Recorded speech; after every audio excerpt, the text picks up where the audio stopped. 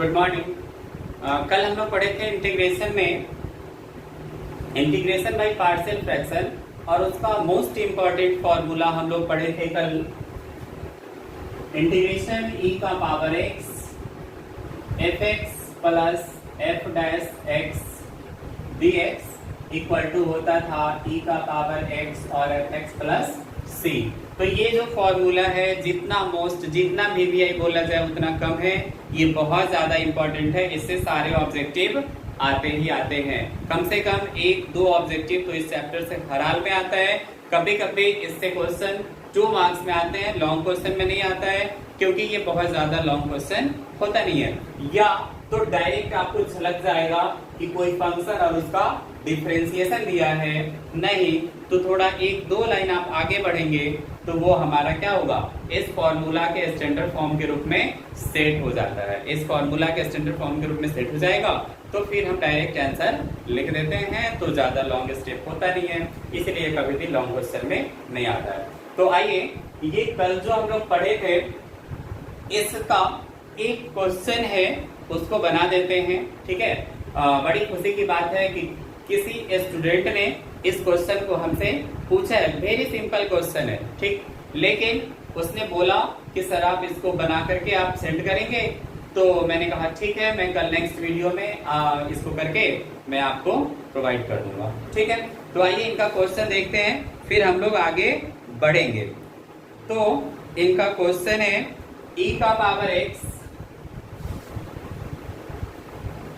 ये क्वेश्चन है हमारा 19.11 का 8 नंबर, एक्सरसाइज 19.11 का 8 नंबर। 8 नंबर क्वेश्चन है e का power x tan x minus log cos x dx, tan x minus log cos x dx। अब उस स्टूडेंट के साथ प्रॉब्लम क्या है कि उसने डिफरेंशिएशन का जो भी चैप्टर है उसको अच्छे से रिवाइज नहीं किया है। तो मैं बार बार हमेशा कह रहा हूँ कि जैसे जैसे आप हमारे साथ डेली क्लास को आगे बढ़ाएंगे उसी तरीके से आपको एक काम और करना होगा, आधे घंटे इस क्लास के लिए और आधे घंटे आप अपने रिवीजन को देंगे तो वो ज्यादा बेहतर होगा। ठीक है, रिवीजन को देना बहुत जरूरी है। यदि आप रिवीजन को दिए होते और बनाए होते डिफरेंशिएशन को, हम पढ़ रहे हैं इंटीग्रेशन, लेकिन स्टार्टिंग में डिफिनेशन में ही पढ़े हैं कि इंटीग्रेशन जो होता है वो डिफरेंशिएशन का क्या होता है, इनवर्स प्रोसेस होता है, मतलब ठीक उल्टा है। तो हमें डिफरेंशिएशन की जरूरत इसमें पड़ेगी ही पड़ेगी। इसलिए तो अब बताइए tan का log cos होगा या log cos का tan होगा। इस करने से पहले पहला काम हमें करना होगा कि इसको फॉर्मूला के बेसिक रूप में सेट करना होगा। e का power x tan x plus होता है बीच में, कल मैंने कहा था minus log cos x dx, ये tan x है और एक हमारा function minus log cos x है। अब इस दोनों में देखना है कि कौन किसका डिफरेंशिएशन है। तो जहां तक मुझे पता है, मेरा प्रैक्टिस है, मैंने कई सालों से पढ़ाया है बच्चों को, इसलिए मुझे पता है। आप भी जब अपने क्लास का रिवीजन करेंगे ना तो ये आपको भी पता हो जाएगा। ऐसा नहीं है कि मैंने जब पढ़ाई की होगी तब से ये मुझे पता है, नहीं, उस समय मुझे भी कठिनाई हुई होगी। तो मैथ को आप जितना प्रैक्टिस करेंगे, चाहे आप किसी भी क्लास का मैथ पढ़ रहे हो या कॉम्पिटिटिव मैथ पढ़ रहे हो, तो जितना आप रिविजन करेंगे उतना आपके लिए बेहतर होगा। ठीक है, तो माइनस log cos x का डिफरेंशिएशन होता है tan x, तो इसका आंसर सीधा हो जाएगा e का power x minus log cos x plus c। इसी को हम लिख सकते हैं minus log cos x e का पावर x प्लस c। तो ये क्वेश्चन हमारा सॉल्व हो गया। वेरी सिंपल क्वेश्चन था, बस आपको इतना नहीं पता था कि ये माइनस log का cos होता है। अब ये माइनस log का cos, माइनस log cos का tan होता है, ये कैसे होता है ये भी मैं आपको बता दूंगा नेक्स्ट वीडियो में। ठीक है, चलिए अभी हम लोग अपना नेक्स्ट चैप्टर स्टार्ट करेंगे जिसमें हमें पढ़ना है integration of some irrational function. Irrational क्या होता है, सबसे पहले हमको टर्म को समझना जरूरी है। इरेशनल क्या होता है, तो आपने पढ़ा है पिछले क्लासेस में, इरेशनल नंबर वैसा नंबर होता है जो p/q के रूप में नहीं होता है। ऐसे सिंपली बोले तो इरेशनल नंबर वैसा नंबर होता है जो रूट में होता है और वो परफेक्ट स्क्वायर नहीं होता है। हिंदी में बोले तो जिसका पूरा पूरा वर्गमूल नहीं निकलता है। जैसे हमने पूछा आपसे √2 ये किस टाइप का नंबर है, तो 2 परफेक्ट स्क्वायर नहीं है, पूर्ण वर्ग नहीं है, इसलिए √2 जो है वो इरेशनल नंबर है। तो अभी जो भी हम लोग फॉर्मूला पढ़ेंगे वो रूट में है और वो होल स्क्वायर नहीं है, इसलिए वो रूट से बाहर नहीं हो रहा है, इसलिए इसका नाम दिया गया है इरेशनल फंक्शन। कोई दिक्कत नहीं होगा। चलिए पहले आप इसका स्क्रीनशॉट कर लीजिए, फिर आगे चलेंगे। हो गया, चलिए आगे बढ़ते हैं। अब इसको क्या करना है, याद करना है, रटना नहीं है। अभी थोड़ा सा मेरे साथ साथ यदि आप ध्यान देंगे तो आपको रटने की जरूरत नहीं होगी, ठीक है। तो पहला हमारा formula integration dx by root under A square minus X square. नहीं, आप याद कीजिए कि 1 बाय या dx by root under 1 minus X square सीधा होता था sine inverse X. Sine inverse X का होता था, यहाँ a लगा है ना, A square minus X square है, इसलिए ये हो जाएगा sine inverse X by A. क्या हो जाएगा, साइन इनवर्स एक्स बाय ए। ये ट्रिक कहां से आया है, तो हमने पढ़ा है root under dx by root under 1 minus X square. क्या पढ़ा है, integration dx by root under 1 minus X square का होता है साइन इनवर्स एक्स। तो यहाँ A square minus X square है, तो ये हो जाएगा sine inverse X by A. Sine inverse X by A हो जाएगा। अब नेक्स्ट है इंटीग्रेशन 1 बाय या dx by root under A square plus x square. तो ये तो वेरी सिंपल है कि लॉग x प्लस जो नीचे में है वही होता है। ऐसे याद रखेंगे ना, जीवन में आप कभी नहीं भूलेंगे, रटने की कोई जरूरत नहीं पड़ेगी।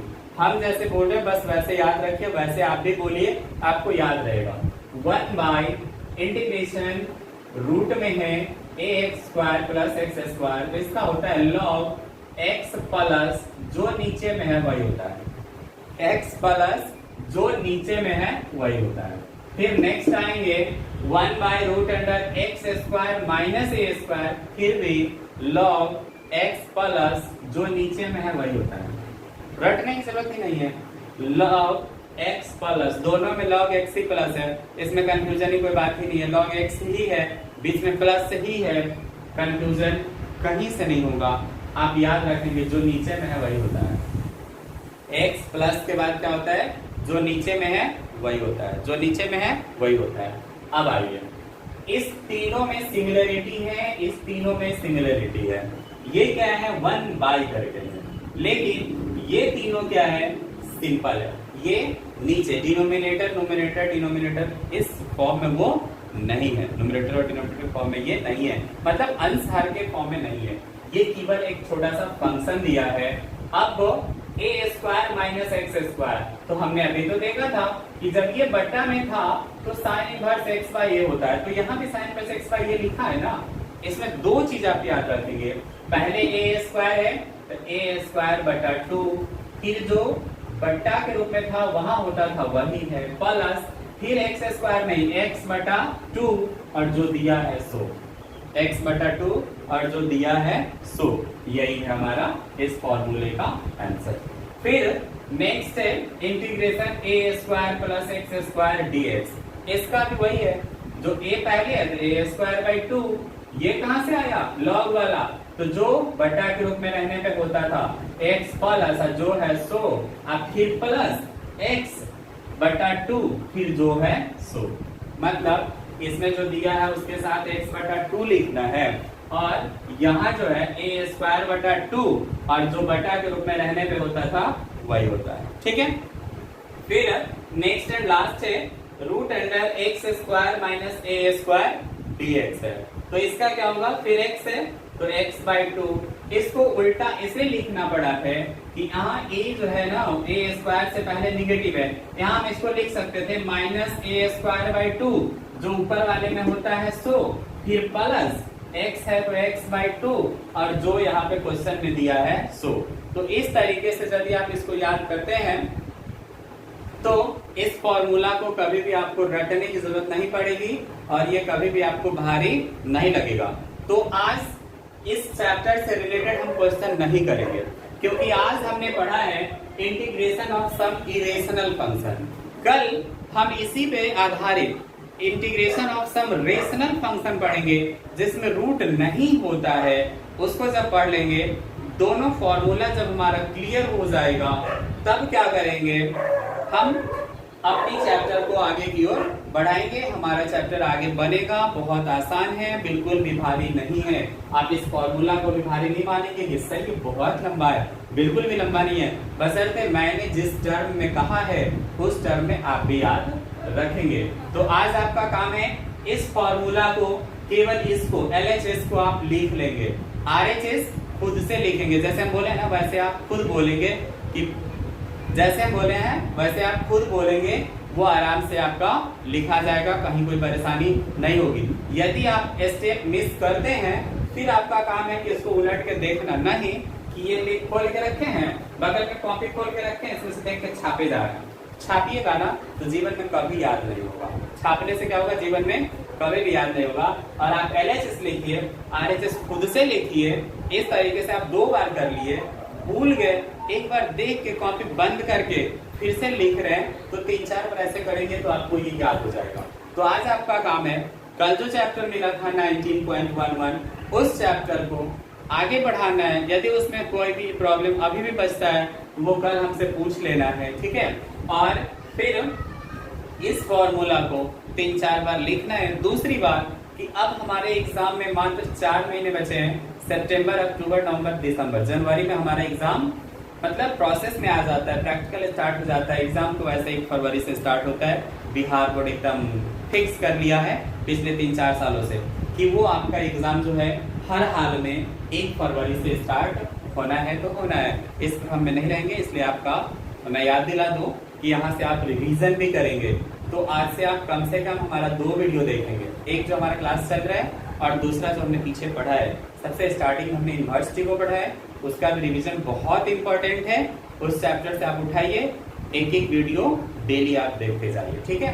तो स्क्रीनशॉट इसका हम कर चुके हैं, आप इसको लिखिए, मेमोराइज कीजिए। 1-2 बार बैठे तो सोचिए सर कैसे बोल रहे थे, बस उसी ढंग से बोलना है, वो याद हो जाएगा। आज के लिए इतना ही, मिलते हैं कल नेक्स्ट वीडियो में। कल हम लोग पढ़ेंगे इंटीग्रेशन ऑफ सब रेशनल फंक्शन, उसके बाद इस चैप्टर से रिलेटेड क्वेश्चन को करेंगे, ठीक है। Thank you.